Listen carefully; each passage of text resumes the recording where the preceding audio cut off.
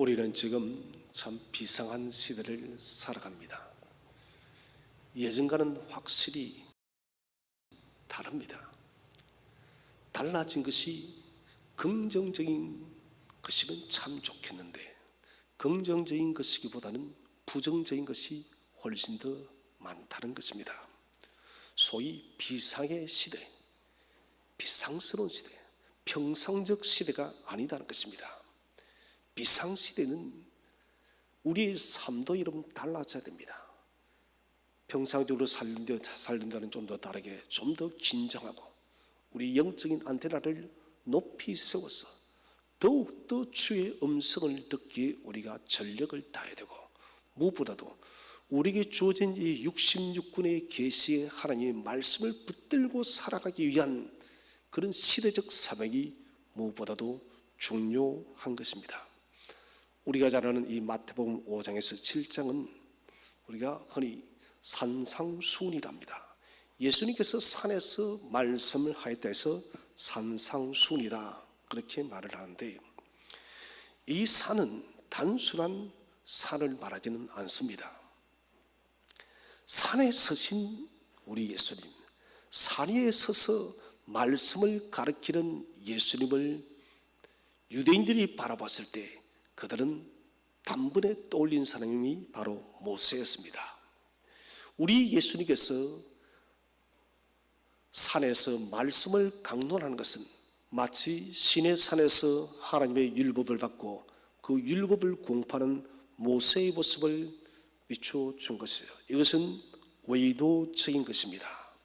산에서 말씀하시는 예수님은 시내산에서 말씀을 받은 모세의 그 메시지를 우리에게 보여줌을 통해서, 모세는 하나님과 대면하였지만 그런 말씀을 받아서 전하는 대리자입니다. 그러나 오늘 우리 주님은 대리자가 아니라 말씀의 주체자라는 것입니다. 이 말씀이 나다. 그래서 예수님은 모세와는 다르게 당신 자신이 말씀의 주인이 되어서 직접적으로 우리에게 말씀을 합니다. 언젠가 제가 그런 이야기를 했습니다. 모세 오경은 기록되진, 글로 기록되진 말씀이신 예수 그리스도를 했습니다. 사복음서는 기록되진 하나님 말씀이신 예수 그리스도가 육신의 몸을 입고 온 성육신하신 예수 그리스도를 했습니다. 여러분, 글 속에 갇혀있던 우리 예수님이 이제는 육체의 모습을 입고 현실 속에 인류의 인간의 삶 속에 참여했다는 것입니다. 그렇기 때문에 이것은 정말 대단한 은혜인 것이에요. 예수님께서는 오늘 왜 산상에서 모세의 이미지를 나타내시면서 이 말씀을 하시는가? 다른 것이 아니라 의도가 있습니다. 내가 너희들이 기다리던 메시아 구세주라는 것입니다. 이제는 율법의 시대가 끝이 나고 나 예수 그리스도를 통해서 새로운 하나님 나라가 펼쳐졌다는 것이에요. 우리 주님께서도 첫 번째 선포하신 말씀이 하나님 나라를 선포했습니다. 하나님 나라 자체가 우리 주님이시라는 것이에요. 그래서 산상수훈은 단순한 말씀이 아닙니다. 예수님께서 단순히 산에서 말씀을 전했다는 것이 아니라 말씀 속에 있던 그 예수 그리스도가 이제는 성육신 하에서 우리에게 십자가 그 사역을 통하여 하나님 나라라는 위대한 나라를 우리에게 선물로 주기 위해서 오셨다는 것입니다. 출애굽기 19장 이후에 20장부터 주어지는 시내산에 주어진 율법이 이스라엘 백성의 삶의 지표가 되었습니다. 너희는 이렇게 살아라. 율법이 무엇입니까? 너희는 이렇게 살아라는 것입니다. 그런데 이것은 불완전한 성취예요. 율법은 완벽한 완전한 성취가 될 수가 없습니다. 오늘 우리 예수님은 모세의 그 율법을, 모든 불완전했던 율법, 율법 자체가 불완전한 것은 아닙니다. 왜 그렇습니까? 하나님 말씀이니까 완전합니다. 그런데 왜 이것이 불완전한가? 우리가 지킬 수 없기 때문에 율법은 불완전한 것이에요. 모든 말씀의 주체자이신 예수님께서 오늘 우리에게 말씀하십니다. 구약의 이스라엘 백성들이 너희는 이렇게 살아라 라고 말씀하시다. 이제는 우리의 너희는 이렇게 살아라가 뭐냐? 너희는 십자가의 예수를 믿고 중요합니다. 우리가 어떻게 사는 것이 맞는가? 오직 십자가 예수를 믿고 그리고 하나님 나라를 위해서 살아가는 것이에요. 이스라엘 백성이 구약의 율법의 613, 613가지의 세세한 율법을 받았습니다. 이것은 여러분 인간이 지킬 수도 없는 것이에요. 하나님과 교제하기 위한 수많은 방법이 나열되어졌는데 결코 지킬 수 없다는 것입니다. 그들이 가나안에 들어간 것도 율법을 지켜서가 아니라 하나님의 은혜로 들어갔던 것입니다. 이제는 율법 613의 그 율법의 총체적인 결정체가 뭐냐는 거예요. 그것이 바로 십자가상의 예수라는 것입니다. 그래서 예수 그리스도의 십자가를 믿는 사람은 하나님의 율법을 온전케 한 사람이 되는 것입니다. 나는 이 말씀을 지키지 못했지만 하나님은 그 말씀을 지켰다라고 인정해 준다는 것입니다. 십자가를 통해서 십자가의 예수를 통해서 하나님 나라가 주어지니 너희는 이제 더 이상 구약의 예인율법에 매이지 말고 너희는 십자가 예수를 받아들이고 그분을 믿고 그분이 너에게 명령한 하나님 나라와 하나님의 의를 구하는 삶을 살아가라고 우리에게 말씀을 하신다는 것입니다. 곧 오늘 이 산상수훈은 예수 그리스도의 성도라면, 예수 그리스도의 제자라면 이것이 기준이라는 것입니다. 너희는 천국의 법을 가지고 살아라. 여러분, 우리는 세상 법으로 사는 사람들이 아니에요. 우리는 더 높은 고차원적인 법을 가지고 삽니다. 그게 무슨 법이에요? 하나님 나라의 법이라는 것입니다. 산상수훈은 우리 소 여러분 하나님 나라의 법도입니다. 이 법도를 가지고 너희가 살아가라는 것입니다. 예수님께서는 더 이상 율법의 메인 시대가 아니라 이제는 예수 그리스도를 통해서 새로운 시대의 지평을 우리에게 열어주고 있다는 것입니다. 누구든지 예수님의 말씀을 듣고 그 말씀을 행하는 자, 믿는 자에게 하나님 나라가 주어지는 거예요. 자, 여러분 이것은 너무너무 중요한 진리입니다. 사람은 태어났다가 다 죽어요. 여러분 세상 너무 아웅다웅거리지 마십시오. 사람들은 자꾸 세상 나라가 뭐 천국이나 되는 것처럼 목숨을 거는데 어리석은 사람이에요. 사도 바울도 빌립보 3장에서 우리의 시민권은 오직 하나님 나라에 있다 했습니다. 주님께서도 너희는 세상 나라를 구하라 하는 것이 아니라 오직 하나님 나라와 하나님의 의를 구하라는 것입니다. 그게 뭔 말이냐? 우리의 인생의 삶의 진정한 목표와 가치를 하나님 나라에 두라는 것이에요. 교회가 여러분 이 지표를 잃어버리게 되면 교회는 교회가 될 수가 없습니다. 서구의 유럽 교회가 무너진 것도 바로 이 문제예요. 중세의 역사를 더 올라가서 중세의 로마의 교회가 무너졌던 이유들도 바로 이 문제입니다. 교회의 지표, 하나님 나라와 하나님의 의를 구하지 않았기 때문에 중세교회가 여러분 왕과 결탁이 돼서 교황이 황제에게 기대지는 엄청난 문제를 일으킵니다. 결국은 여러분 중세교회는 몰락해버립니다. 유럽교회도 교회의 지표를 잃어버리니까 결국은 자유주의 신학으로 흘러가는 것이에요. 우리는 오늘 주님의 이 산상수훈을 통해서 새로운 시대가 열렸습니다. 여러분, 그 새로운 시대가 뭐냐? 하나님 나라예요. 그래서 주님께서는 생배 조각 비유를 들지 않습니까? 낡은 청자가 여러분 생배를 붙인 사람은 없습니다. 묵은 포도주는 새 부대에 넣어서는 안 됩니다. 묵은 포도주는 묵은 포도주에 넣고 새 포도주는 새 포도주에 넣어야만 여러분 포도주가 발효할 때에 그 부대가 터지지 않는 것이에요. 하나님 나라는 새로운 시대가 찾아왔는데 우리가 여러분 인생의 잘못된 고집과 아집과 이성과 철학과 우리의 가치한 경험을 가지고 여전히 하나님 나라를 여러분 끼워 맞추려고 하면 이것이 여러분 병이 되어지는 거예요. 하나님 나라가 왔다는 것은 우리의 모든 생각과 가치관, 우리의 판단들을 다 내려놓으라는 것입니다. 다 내려놓고 하나님 나라의 가치 속에 우리가 여러분 두 손 다 들고 들어가는 것이에요. 그것이 여러분 승복하는 사람이에요. 오늘 본 말씀 7장 24절 말씀을 다 함께 한번 읽어보겠습니다. 시작. 그러므로 누구든지 나의 이 말을 듣고 행하는 자는 그 집을 반석 위에 지은 지혜로운 사람 같으리니. 그러므로 이 말은 천국의 소유자는 하나님 나라의 백성은 열매로 안다는 것입니다. 그 열매가 뭐냐?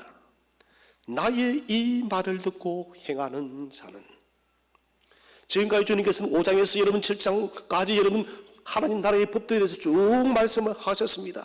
그러므로 나의 백성이라면, 나의 자녀라면 이 말을 듣고 행하는 자는 그 사람이 천국을 소유하는 사람이라는 것입니다. 예수님 말씀은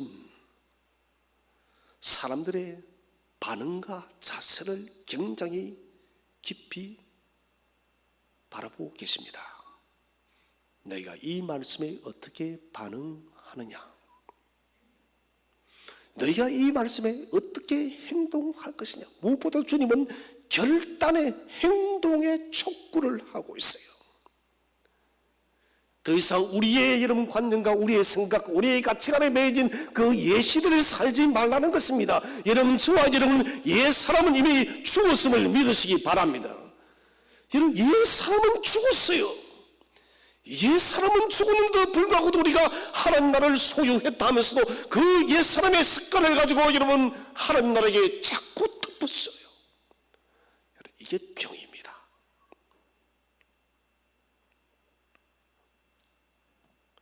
오늘 이 본문 말씀은 세 가지를 우리에게 말씀을 하고 있습니다.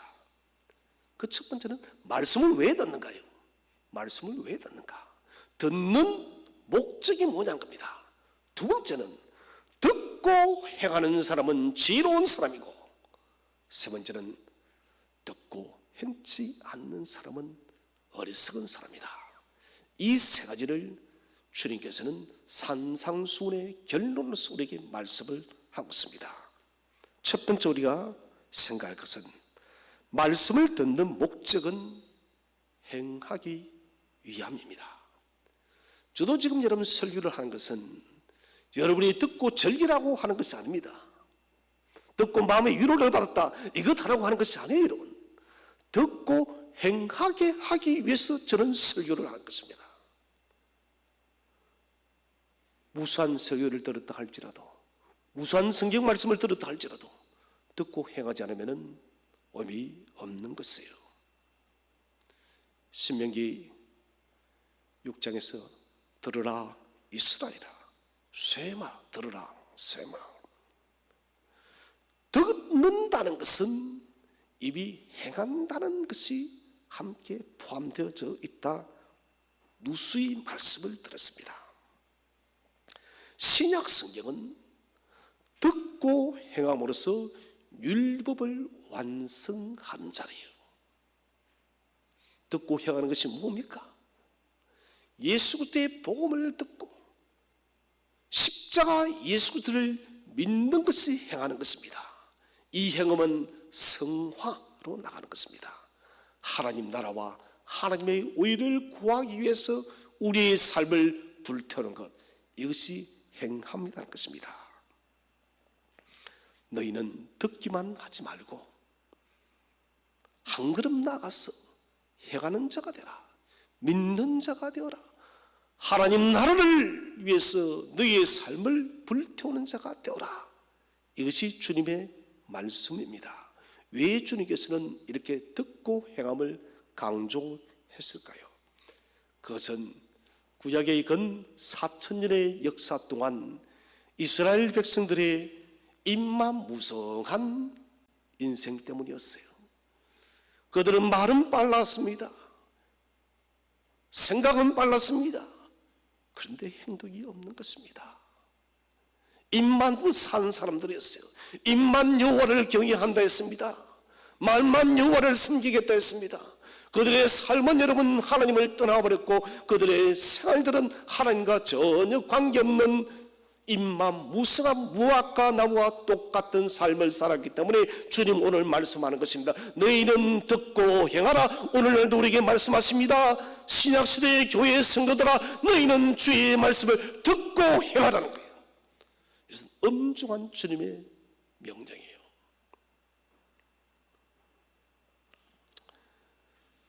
이스라엘 백성들이 출애굽 이후에 출애굽기 19장에서 말씀을 받습니다. 말씀을 받기 전 이틀 전입니다. 시반을 종교력으로 3월달입니다. 우리 태양력으로는 우리가 쓰는 달력으로는 5월달이 되집니다.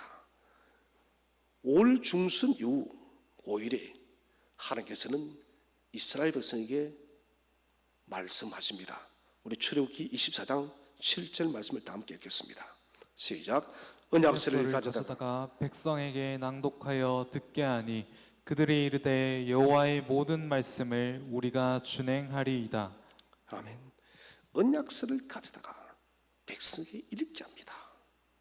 그리고 듣게 하니 여호와의 모든 말씀을 우리가 준행하겠다. 준행은 하나도 놓치지 않고 다 순종하겠다. 누가 그런 고백합니까? 이스라엘 백성들이 그렇게 하나님께 맹세한 거예요.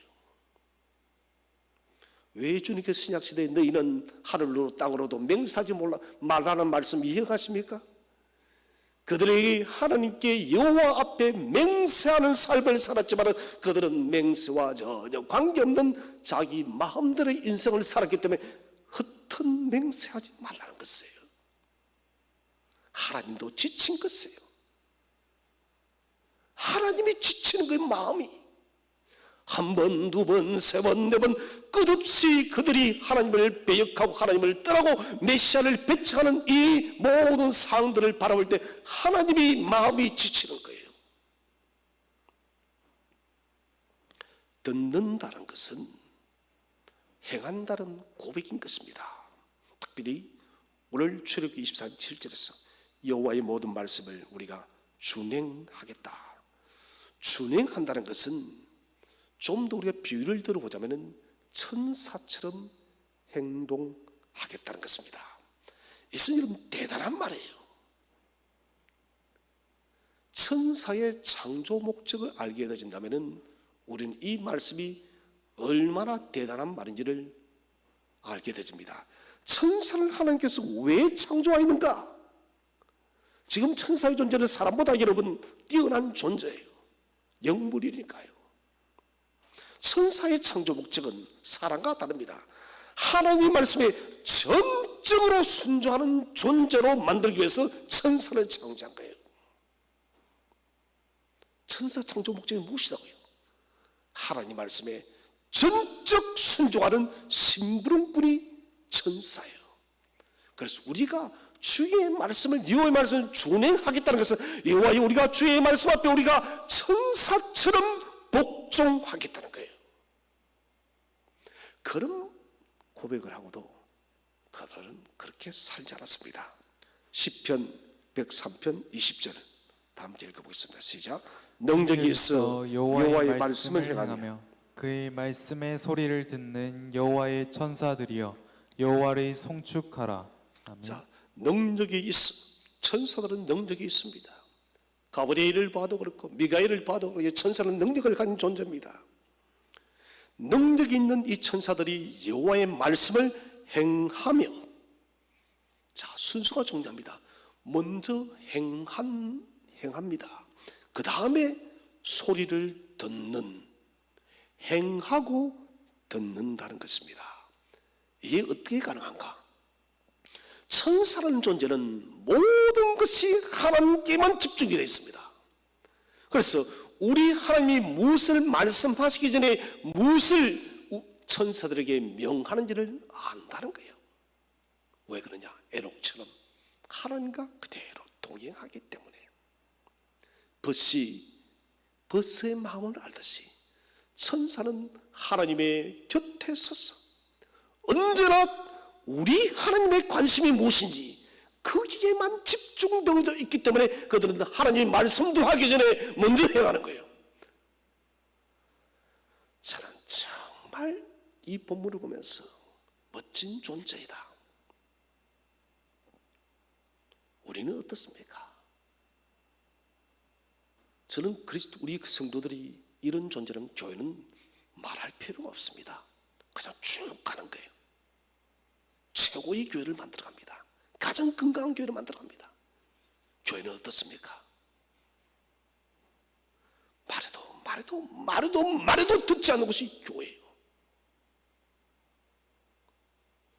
그런데 우리는 출애굽기 24장 7절에서 여호와의 모든 말씀을 우리가 준행하리라. 우리도 여러분 그 시대의 사람과 똑같이 고백을 하고 맹세를 했지만 우리는 준행은커녕 순종도 하질 않아요.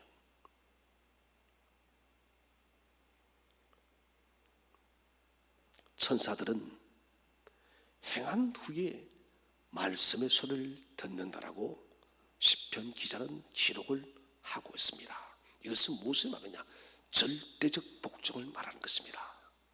주님의 말씀이라면, 하나님의 말씀이라면 그 말씀이 무엇이든 나의 생각과 판단을 넣지 아니하고 주님 나는 그대로 순복하겠습니다. 이것이 여러분 천사의 고백인 것입니다. 천사는 하나님 왜 그것을 해야 되나요? 이 질문이 없어요. 그것 하지 않으면 안 되나요? 하나님 왜 그런 말씀 하시나요? 이런 질문이 천사들에게는 없다는 것입니다. 우리는 어떻습니까? 하나님 왜 그렇게 하시나요? 하나님 이렇게 하셔야 돼요? 하나님 이렇게 가면 안 됩니다. 아주 교만해요. 우리가 아주 교만해요. 우리보다 나은 존재를 지음을 받은 천사도 하물며 이렇게 여러분 절대적 복종을 하는데, 사람은 우리는 대체 우리가 무엇이 잘났다고 그렇게 여러분 우리가 득과 실을 따지고 우리가 대체 무엇이 뛰어나도 그렇게 우리가 말이 많나요? 아주 교만해요.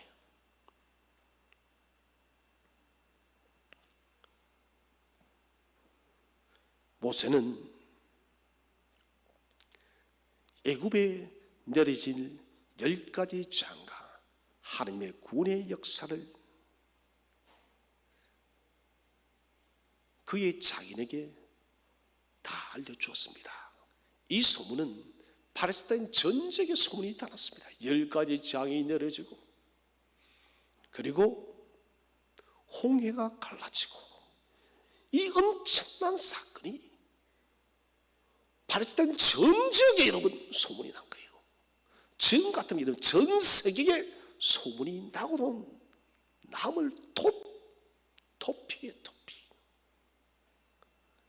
중요한 것은 그렇게 많은 사람들이 이 위대한 기사를 들었지만은 진정 여호와를 선택한 사람은 여러분 한 가정밖에 없다는 거예요.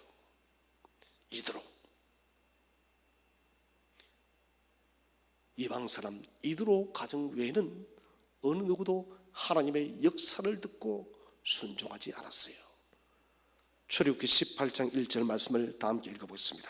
시작. 모세의 장인이며 미디안 제사장인 이드로가 하나님이 모세에게와 자기 백성 이스라엘에게 하신 일, 곧 여호와께서 이스라엘을 애굽에서 인도하여 내신 모든 일을 들으니라.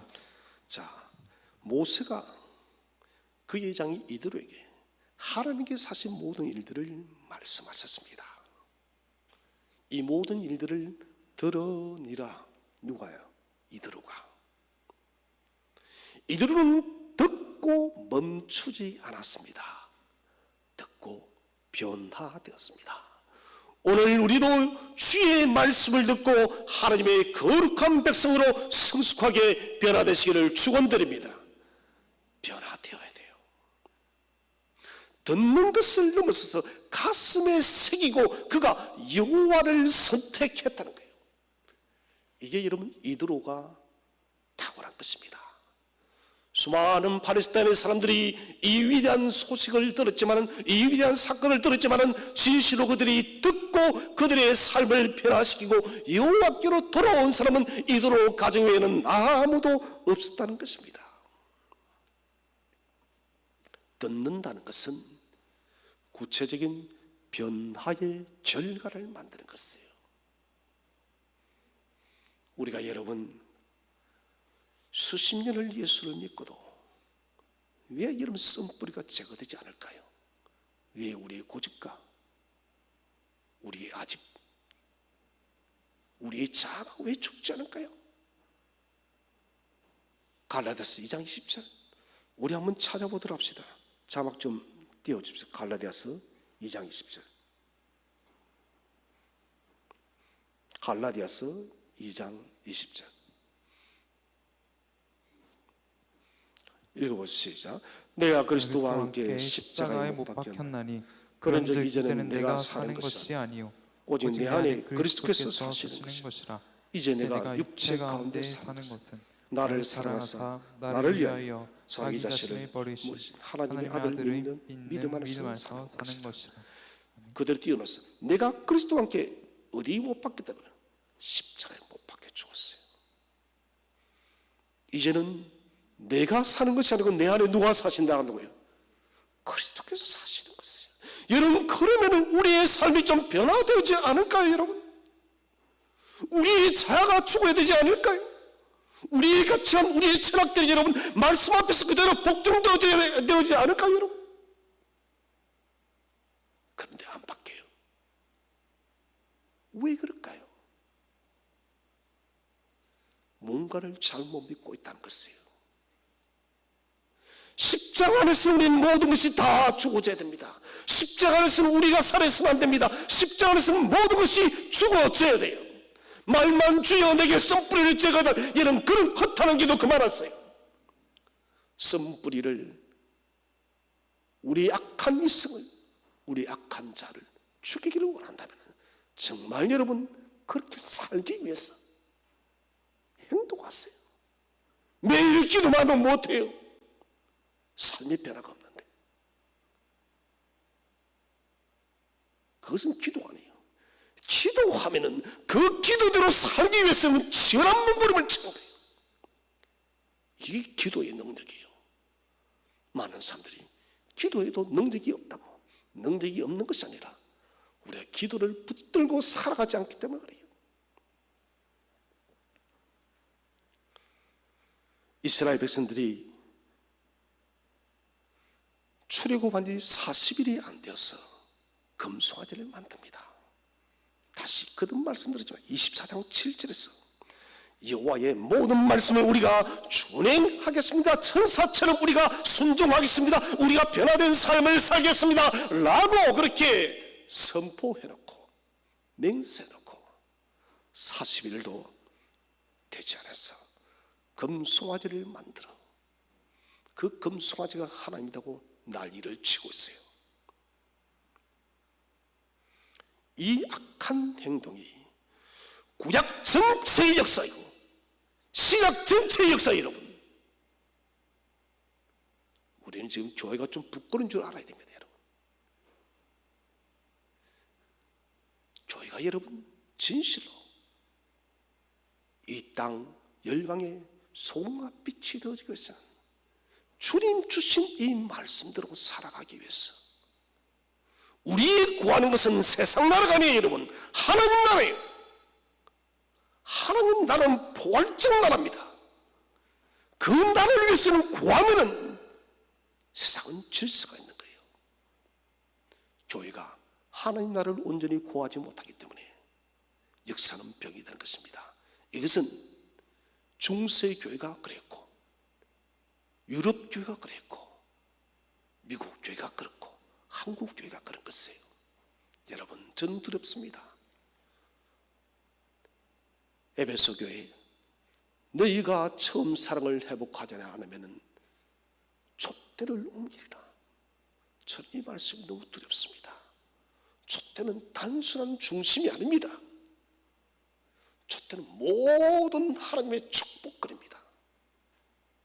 그 촛대에는 아몬드 나무의 잎사귀가 걸어져 있습니다. 살구나무라 번역되어 있죠. 아론의 지팡이에요.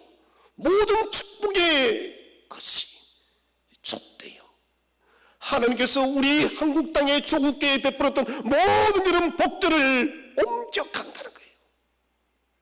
멀리 보지 마세요. 유럽을 보면 돼요. 미국을 보면 됩니다. 하나님은 우리 대한민국이 아니더라도 쓰실 나라가 천지에 널렸어요.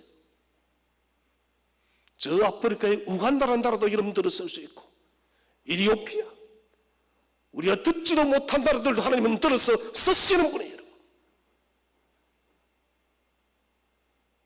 그런데도 우리는 변화가 없어요.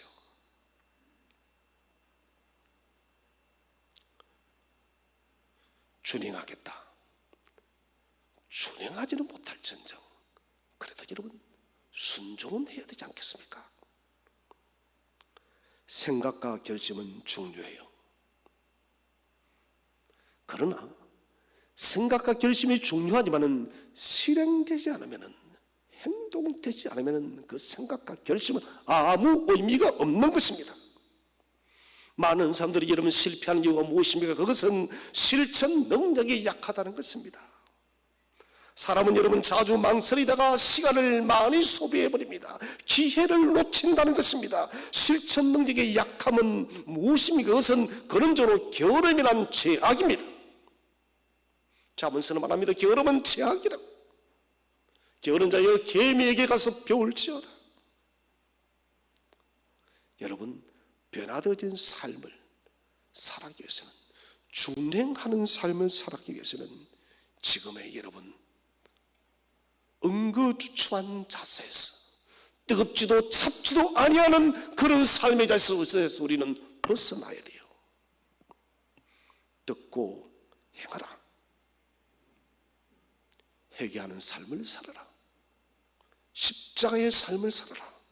진리신 예수께로 다시 돌아오라. 우리가 여러분 하나님 나라를 소유하는데 우리를 주저하게 하는 일이 대체 무엇입니까? 말씀을 듣고 행하는 일에 가로막는 것이 무엇인가요? 여러분 그거 제발 좀 잘라냈어요. 그것이 저와 여러분 인생에 대체 무슨 유익을 주나요?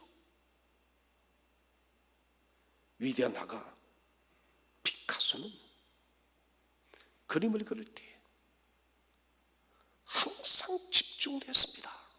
그가 이런 말을 했어요. 사람들이 가진 에너지, 역량들은 대부분 비슷하다는 것입니다. 가진 재능들은 다 비슷하다. 그런데 특별한 사람과 보통 사람들의 차이는 뭐냐? 그것은 특별한 사람들은 자신에게 주어진 일에 모든 에너지를 쏟아놓고, 보통 사람들은 사소한 일에 자기의 에너지를 소비하고 산다는 것이에요. 저는 이 말을 가만히 생각해 봤습니다. 저 자신도 마찬가지고 맞아요. 사소한 일에 너무나도 많은 에너지를 소요하고 소비하고 살기 때문에 진실로 그리스도께 집중하지 못하는 일이 너무 많다는 것입니다. 여러분, 피카소는 사람은 그림 하나 때문에 자기 인생 전부를 다 버렸어요. 여러분, 그림이 대체 무엇이건데 자기 인생을 버리나요? 그림이 여러분 우리 예수님이 우리 그림보다 못한 존재인가요? 십자가 예수 그리스도가 여러분 피카소의 그림보다 못합니까? 피카소라는 사람은 그림을 위해서 자기 인생을 다 버렸는데, 영원한 왕이신 참된 왕이신 예수 그리스도를 위해서 우리 여러분 삶을 집중시키지 못한다는 것은 정말 못난 일이에요.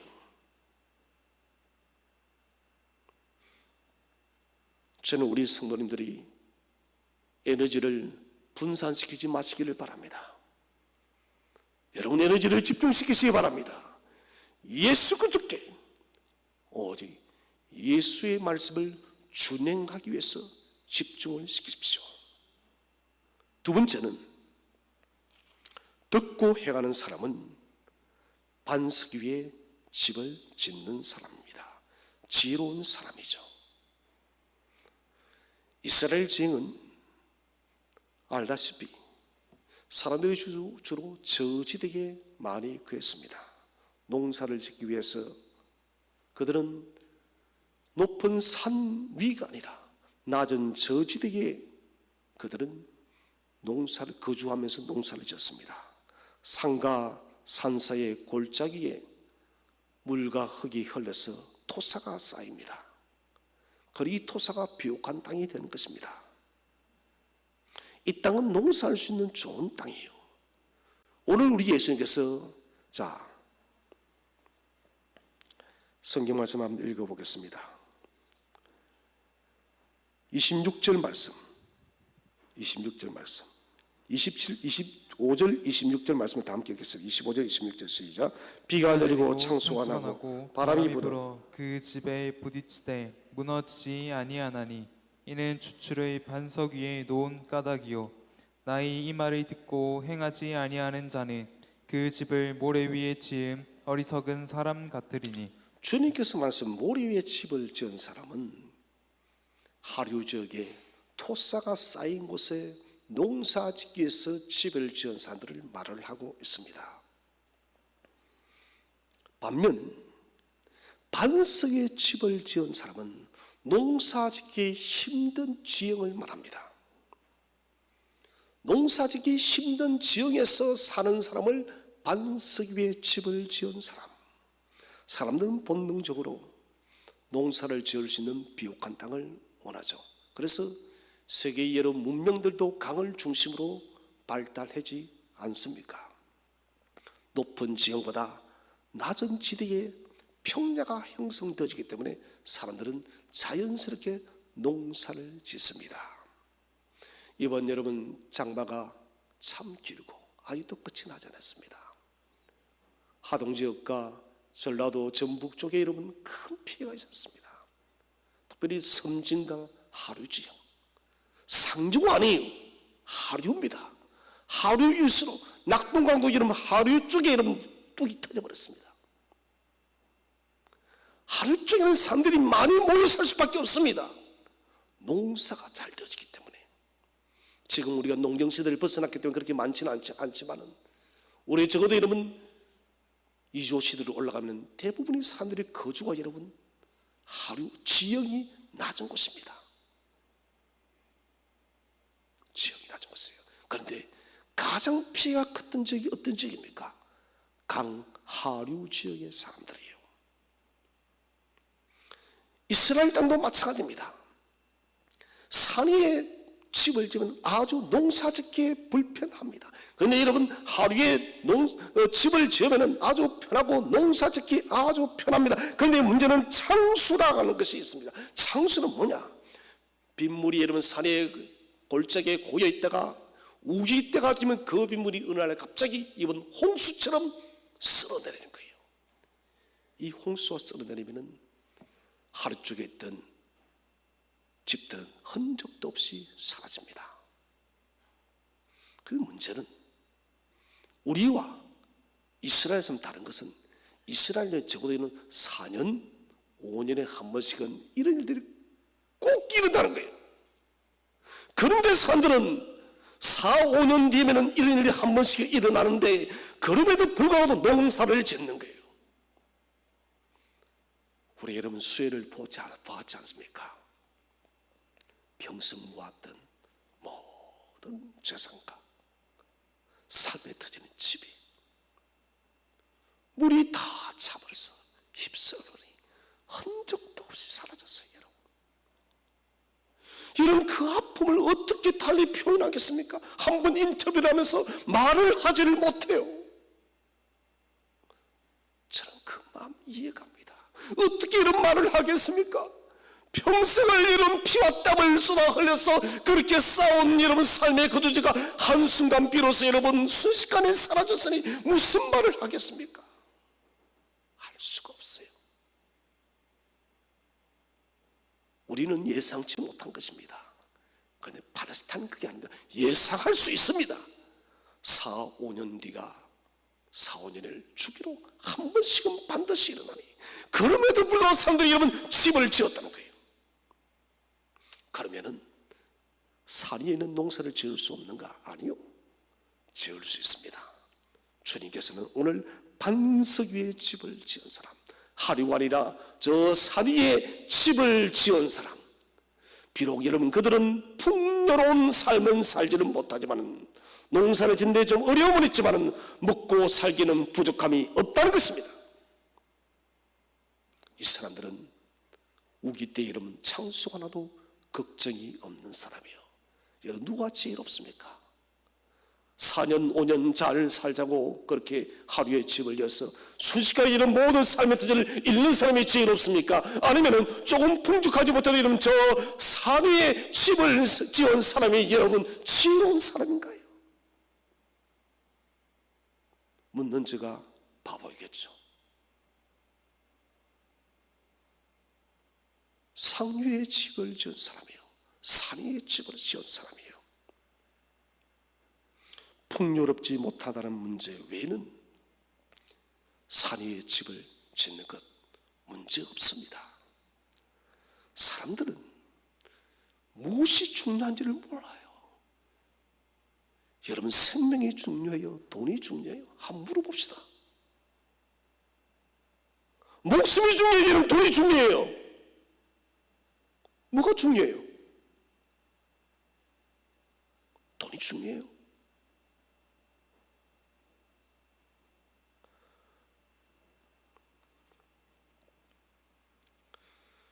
사람들은 그런데 풍요를 더 중요시합니다. 말은 목숨이 중요하답니다. 그런데 풍요를 더 숭배합니다. 죽으면 못하게 해요. 아무것도 싸가지 못해요. 여러분 움켜쥐지 마세요. 여러분 죽을 때 아무것도 들고 가지 못해요. 나누세요. 베푸세요. 그 사람이 지혜자입니다. 그 사람이 지혜자예요. 창수가 난다는 것은 종말적 심판을 우리에게 말씀하고 있습니다. 어느 때인가 되어지면은 주님께서 재림하시는 심판의 날이 온다는 것입니다. 그때 우리의 집이 모래 위에 있느냐 반석 위에 있느냐, 이것은 하늘과 땅의 차이입니다. 인생의 창수가 날 때, 우주적 종말이 찾아올 때, 여러분 우리가 이 땅에서 그렇게 비들비들 떨었던 것 아무 의미 없어요. 오직 하나, 반석 위에 집을 지은 사람, 주님 믿는 믿음 하나만으로 하나님 나라와 하나님의 의를 위해서 산 자만이 여러분 진실로 빛이 날 줄로 믿으시기를 바랍니다.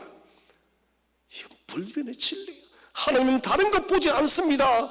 우주적 종말이 왔을 때, 인생의 대대적인 총체적인 여러분 창수가 일어났을 때 주님은 다른 것 보지 않아요. 네가 세상에서 무엇을 얼마나 많이 모았느냐, 이거 보는 것이 아니다는 것이에요. 네가 나를 믿었느냐? 믿었다면 하나님 나라와 하나님의 의를 위해서 너는 무엇을 위해 살았니? 요거 물어보는 거예요. 인생의 가치 얼마나 많이 가졌나? 얼마나 많이 출세했나? 얼마나 좋은 집에 사느냐? 이거 아니에요. 내 인생의 시간표마다 예수 그리스도를 믿는 믿음과 하나님 나라로 취하느냐, 이것을 주님은 볼 줄로 믿으시기를 바랍니다. 이거 보는 거예요. 하나님 나라는 물질도 명예도 필요 없어요. 권력도 필요 없어요. 오직 예수 그리스도 한 분이면 족할 줄로 믿으시기를 바랍니다. 예수 그리스도 한 분이면 족한 거예요. 사랑하는 성도 여러분, 저는 우리 성도님들이 그랬으면 좋겠습니다. 인생의 집을 세상에 짓지 마시고 저 하나님 나라의 인생의 집을 지으시기를 축원드립니다. 그래서 우리가 천국에 갔을 때 여러분, 저는 세상이 힘들어요. 여러분 안 힘듭니까? 저는 너무 힘들어요. 누구 말대로 하루하루를 버텨냅니다. 버텨내요. 그러면서 늘 생각합니다. 하나님 나라를. 어젯밤에 왠지 잠이 오지를 않더라고요. 한 3시간을 누워서 그런 생각을 했습니다. 인생은 참 만만치 않구나.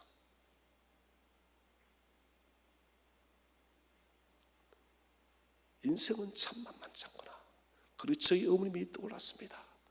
어머님께서는 이 험한 인생을 어떻게 버티고 사셨을까? 여러분, 하나님 나라를 대망하시기를 바랍니다. 우리의 이 눈물과 고통을 다 씻어줄 영원한 하나님 나라를 대망하면서 지금의 이 세상을 주의 이름으로 이겨내시기를 바랍니다. 그래, 여러분, 성도가 되는 것이에요. 세 번째로, 듣고 행하지 않는 사람은 모래 위에 집을 짓는 사람입니다. 한마디로 어리석은 사람, 망하는 사람이에요. 이스라엘의 삶의 모습이 모래 위에 집을 지은 사람과 똑같다는 것입니다. 우리도 이런 모래 위에 집을 짓고 산다는 것입니다. 모래 위에 집을 지은 사람은 어떤 사람일까요? 첫 번째는 자기의 철학, 자기의 경험, 자기의 지식으로 사는 사람이에요. 다 자기가 잘났다는 것이에요. 인간이 하나님을 어떻게 따라가요? 하나님의 우둔한 것이 인간의 지혜로움보다 낫다라고 했습니다.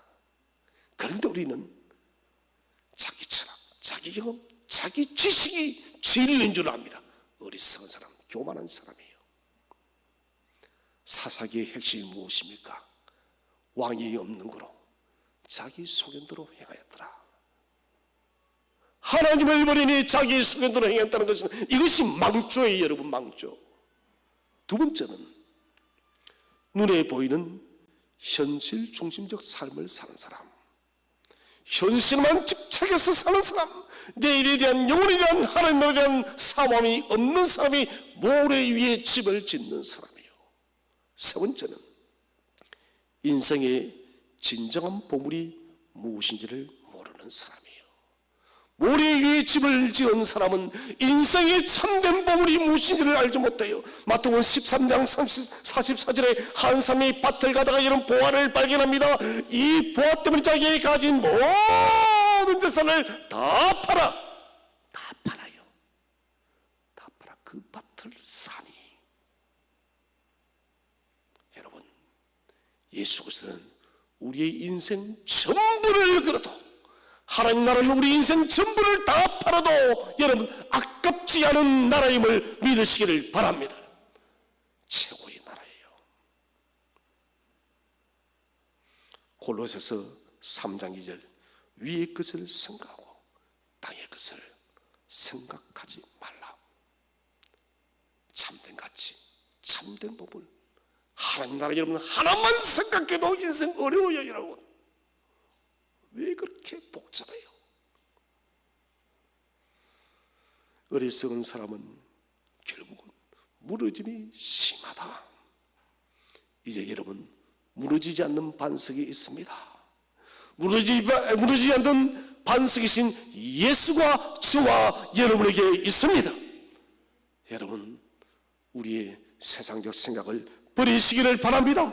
세상의 가치관 세속주의를 버리시기를 바랍니다. 예수 그리스도는 왕이시요 예수 그리스도는 참 구주라는 이 믿음의 신앙 고백이에 우리의 인생의 집을 지으시기를 바랍니다. 그리스도 위에 다른 어떤 것도 우리의 집을 쌓아서는 안 됩니다. 인생 100년 시대, 100세 시대. 100세 살면 못해요. 아파서 난리인데. 저는 그거 별로 원치 않아요. 빨리 하나님 나라 가는 게 훨씬 나아요. 그런 100년은 의미 없어요. 무수한 우리는 선택의 시간이 있습니다. 지혜로운 사람은 기회 비용을 줄이는 사람이에요. 기회 비용이 뭐냐? 무엇인가를 선택할 때 자신의 선택으로 인해서 더 가치 있는 것을 놓쳐버리는 비용이에요. 일리가 있는데, 일이 더 가치 있는데 이를 선택해서 이를 놓쳐버릴 때 발생하는 비용이 기회 비용이에요. 사람들은 너무나도 기회 비용의 시간을 많이 지불합니다. 왜 그렇습니까? 중심에 그리스도가 있지 않기 때문에, 중심에 하나님 나라가 있지 않기 때문에, 하나님 나라 주 예수 그리스도가 우리 인생 여러분 중심의 센터로서 딱 자리 잡지 못하기 때문에 잘못된 선택을 한다는 것입니다. 인생을 무엇을 위해 지불하겠습니까? 인생 지불 지침서를 만드세요. 인생은 연습 게임이 아닙니다. 실전의 연습입니다. 중심을 잘못 두면 모든 삶이 어긋날 수밖에 없습니다. 오늘 주님은 우리에게 말씀하십니다. 너희는 이 말을 듣고 행하여 반석이 위에 집을 지어라. 듣고 잊어버리지 마시기 바랍니다. 듣고 마음에 새기시기를 바랍니다. 듣고 마음에 새겨서 우리의 인생의 집을 반석이신 예수 그리스도 위에 집을 지으시기를 바랍니다. 그리고 하나님 나라와 하나님의 의를 구하기 위해서 우리의 인생을 소비하지 않고 온전히 하나님 나라와 하나님의 의를 위해서 달려가는 저와 여러분 되시기를 주의 이름으로 축원드립니다.